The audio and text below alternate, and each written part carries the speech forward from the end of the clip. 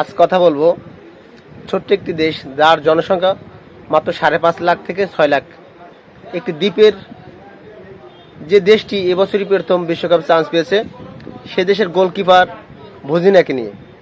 আজকে স্পেনের সাথে যার খেলা ছিল, দুর্দান্ত একটি খেলা, 90 মিনিটের খেলা আমরা উপভোগ করেছি।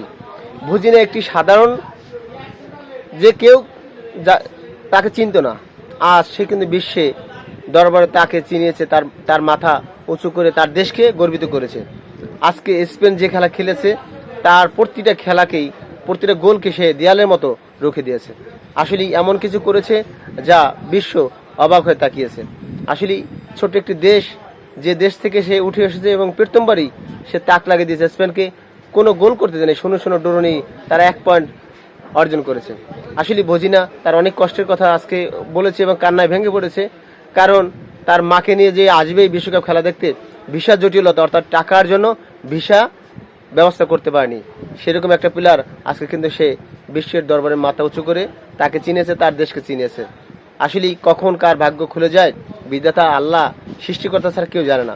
তো আসলে সে যে তার মাকে ভালোবাসে, অবশ্যই তার মায়ের দোয়া বিধায় আজকে সে দেয়াল হতে পেরেছে। অবশ্যই সবাই মাকে ভালোবাসবেন এবং এত সুন্দর একটি খেলা উপহার দেওয়ার জন্য ক্যাপ ভার্দে, বিশেষ করে গোলকিপার ভজিনাকে ধন্যবাদ। Thank you.